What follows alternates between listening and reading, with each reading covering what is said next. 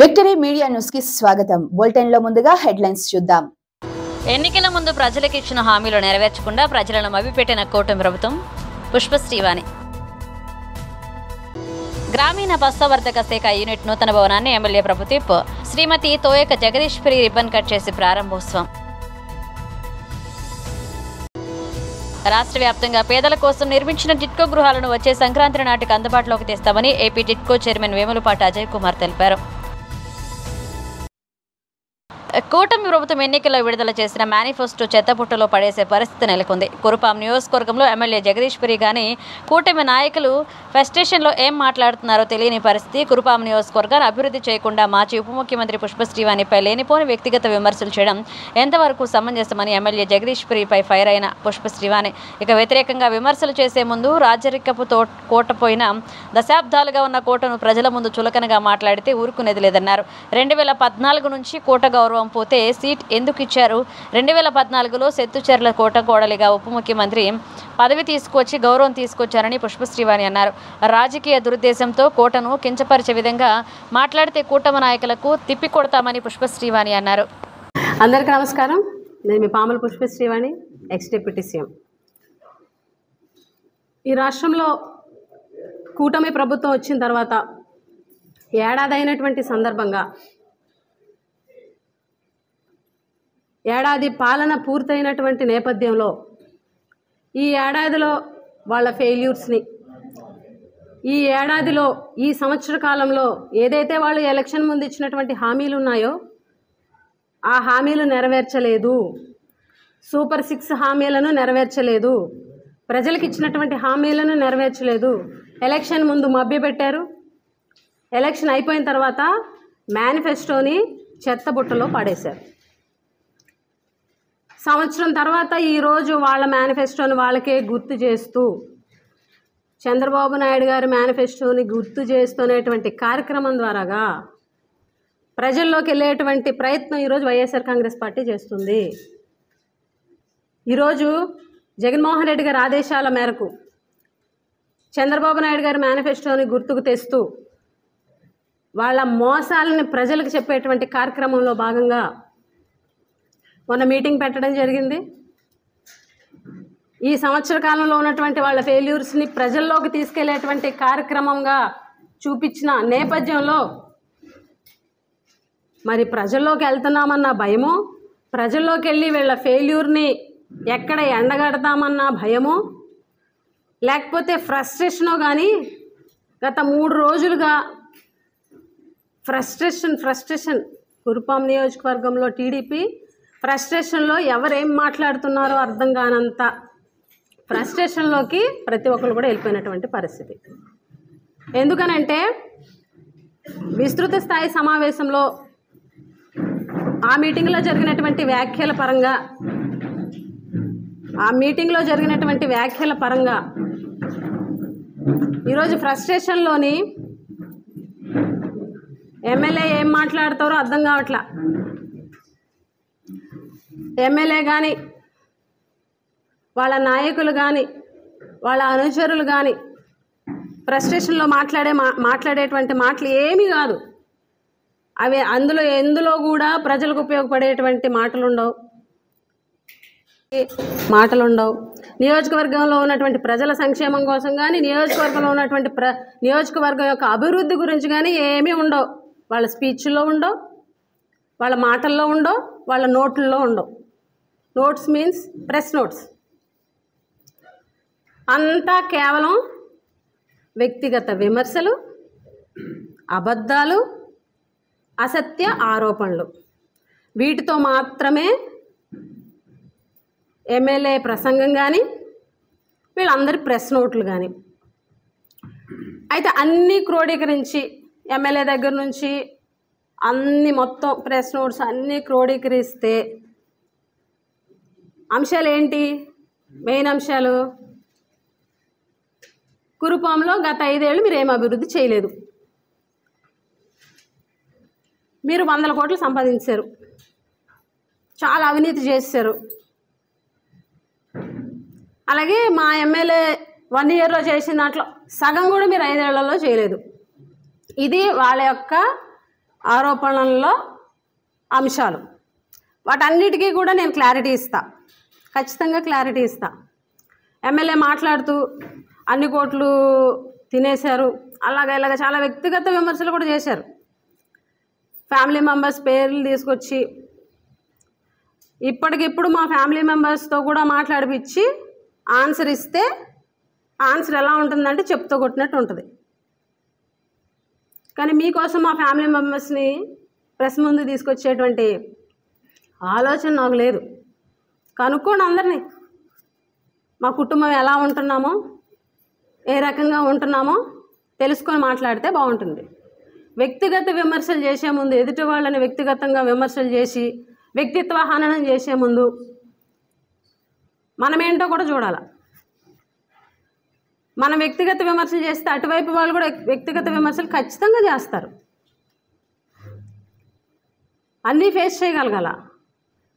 ఆ రోజు మీటింగ్ సందర్భంగా మాట్లాడినప్పుడు తేడా స్పష్టం అని చెప్పడం జరిగింది. ఎస్, తేడా స్పష్టంగా చెప్పాను. నీకు నాకు మధ్య ఉన్న తేడా చెప్పాను. తప్ప తేడా స్పష్టం అని పోస్టర్ పెట్టింది ఎవరు? నా ఫోటోని మీ ఫేస్బుక్ పోస్టర్లో పెట్టింది ఎవరు? ఫస్ట్ స్పందించాలా వద్దా? స్పందించాను. మేమేమైనా చేతగాని వాళ్ళమా? అదేవిధంగా రాచరికపు కోట పాలన పోయినటువంటి తరుణం అని చెప్పి పెట్టారు.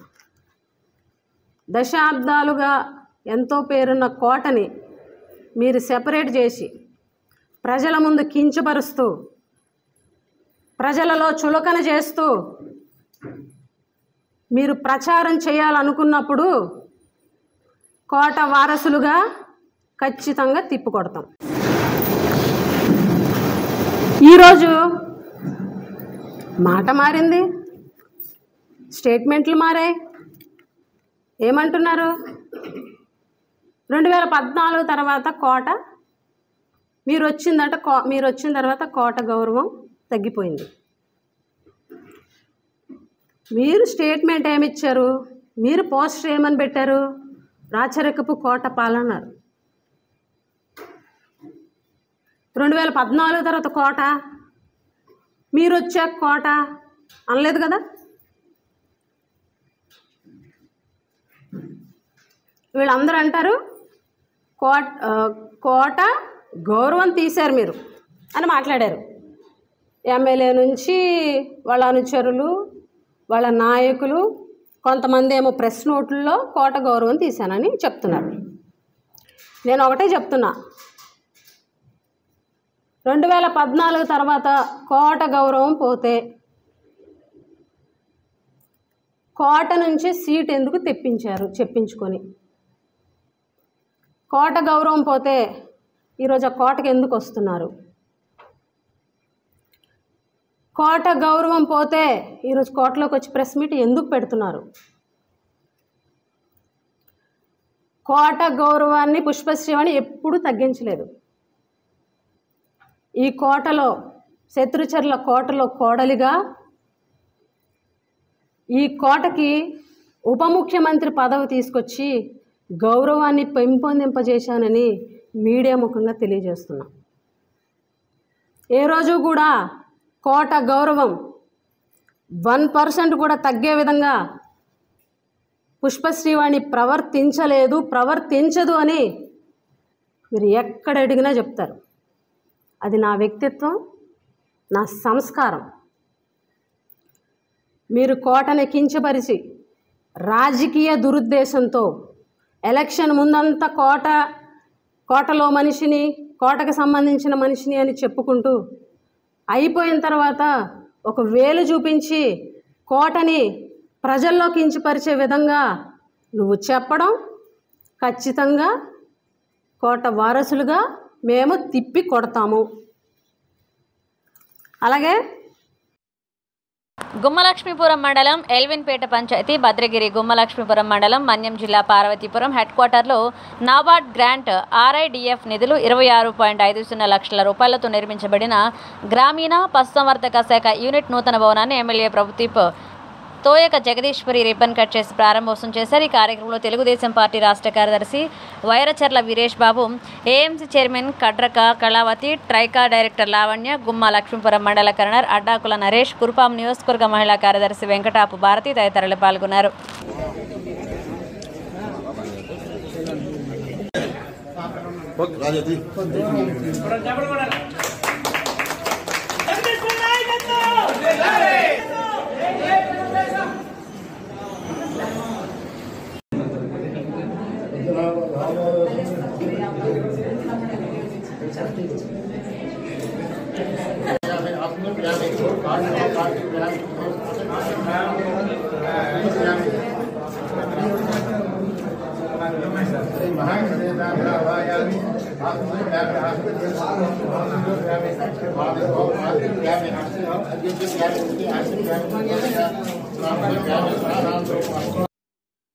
రాష్ట్ర వ్యాప్తంగా పేదల కోసం నిర్మించిన టిట్కో గృహాలను వచ్చే సంక్రాంతి నాటికి అందుబాటులోకి తెస్తామని ఏపీ టిట్కో చైర్మన్ వేములపాటి అజయ్ కుమార్ తెలిపారు. చైర్మన్గా బాధ్యతలు స్వీకరించిన తర్వాత తొలిసారిగా ఆయన విశాఖ పర్యటనకు వచ్చారు.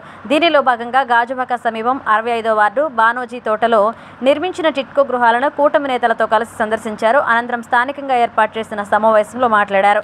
పేదల అవసరాలు తీర్చడమే కూటమి ప్రభుత్వ లక్ష్యమన్నారు. గృహాల నిర్మాణం, మౌలిక సదుపాయాలు, ఇతర సమస్యలను నేరుగా తెలుసుకునేందుకు తాను ఇక్కడికి వచ్చినట్లుగా తెలిపారు. ముఖ్యమంత్రి, ఉప ముఖ్యమంత్రి ఆదేశాలతో పనులను పూర్తి చేసేందుకు చర్యలు తీసుకుంటున్నట్లుగా తెలిపారు. సమావేశంలో డిప్యూటీ మేయర్ దల్లి గోవింద్ తదితరులు పాల్గొన్నారు.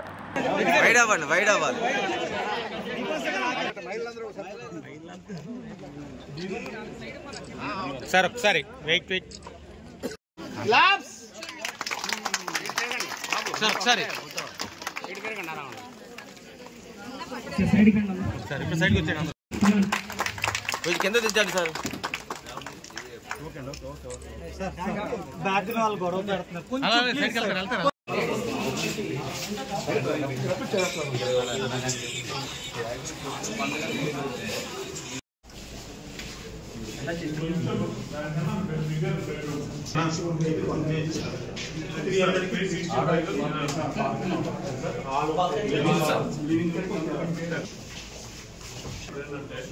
చేతిలో ఉన్న బొమ్మలు కానీ చాలా ఎలక్ట్రిక్ వస్తాయి.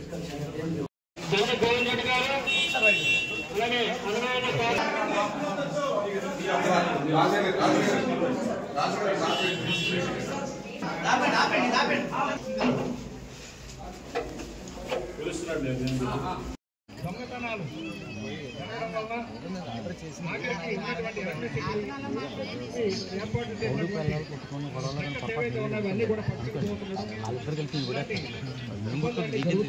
అక్కడమ్మా నీకు అన్యాయం చెప్తున్నా మీరు ముందుకి తీసుకెళ్ళండి సార్.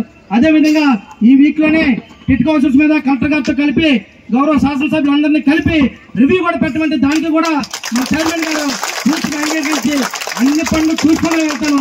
నిజంగా నేను 19 వరకు వెళ్ళాలి కానీ 21, 22 అయినా కూడా కానీ ఖచ్చితంగా అనుకున్న పనులన్నీ పూర్తి చేసి ఈ రివ్యూస్ కూడా ఫుల్ఫిల్ చేసి ప్రజలకు అందుబాటులోకి ఇల్లు తీసుకొచ్చే విధంగా నేను ముందుకు తీసుకుపోతానని చెప్పినందుకు నేను అక్కడ ప్రత్యక్ష సాక్షిగా ఉన్నాను కాబట్టి నిజంగా ఆయనకి మనస్ఫూర్తిగా ధన్యవాదాలు తెలియజేస్తా ఉన్నాం. అలాగే ఈ యొక్క కార్యక్రమంలో మొదటి నుంచి ఇక్కడ టిట్కో హౌసెస్ ఇవ్వడానికి మొదటగా ఏదైనా సరే ఉన్నటువంటి సమస్యలన్నీ లైట్లు కానీ రకరకాల ప్రాబ్లమ్స్ ఉన్నాయన్నింటిలో కూడా గౌరవ కార్పొరేటర్ గారు బొడ్డ నరసింహపాత్రుడు కేబులమూర్తి గారు, అదేవిధంగా జనసేన పార్టీ రాష్ట్ర కార్యదర్శి గడసల అప్పారావు గారు, అలాగే ఇక్కడ విచ్చేసినటువంటి సోదర సోదరీమణులందరూ కూడా నాది ఒక్కటే విన్నపం, మీరందరూ కూడా గమనించాలి. కూటమి ప్రభుత్వం వచ్చింది, ఏదైతే ఉన్నటువంటి లోటుపాట్లన్నీ కూడా తొలగించి ప్రజలకి ఈ యొక్క ఇల్లులు మీ అందరికి అందించే మంచి తీరు నిన్న చూసాను సార్ మాట్లాడటం.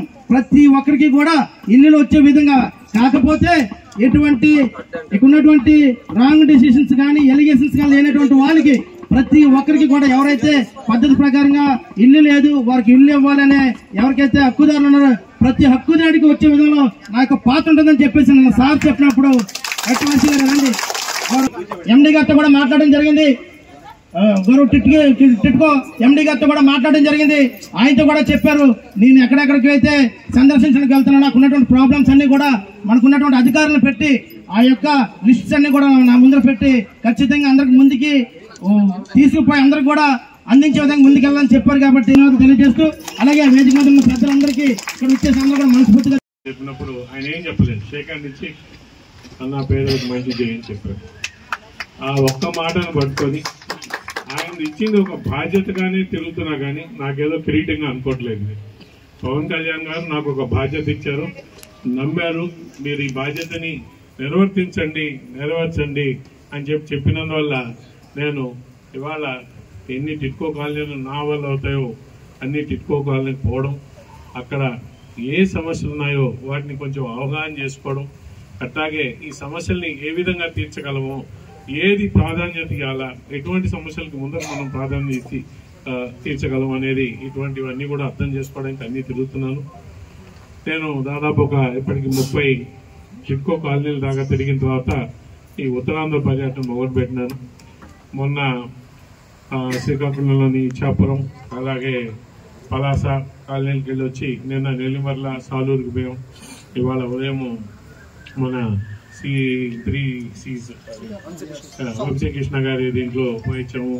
ఇప్పుడు నిన్న గోవింద్ గారు వచ్చి అన్న మీరు గాజువాక మిస్ అయింది మీ ప్రోగ్రాంలో, కొంచెం స్కెడ్యూల్లో మీ దగ్గర టైం ఉందా, గాజువాక కూడా రాండి అంటే, ఒకసారి గాజువాక గారి ఎమ్మెల్యే పల్లా శ్రీనివాస్ గారిని అడగండి, ప్రోటోకాల్ నేను వచ్చే ముందర అక్కడ ఎమ్మెల్యేకి కానీ ఆ రిప్రజెంటేటివ్కి చెప్పాల్సిన అవసరం ఉందంటే ఇమ్మీడియట్ గా మాట్లాడారు.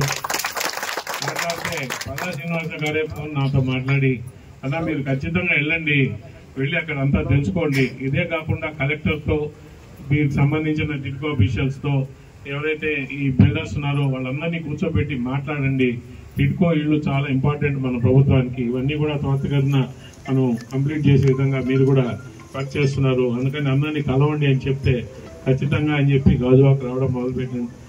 ఈ గాజువాకు రావడం అయింది. సో థ్యాంక్స్ అన్న మీకు, మీరు అయితే సత్యనారాయణ గారు నేను చెప్పాల్సుకున్న విషయాలు చాలా చెప్పేశారు బాగా గురించి.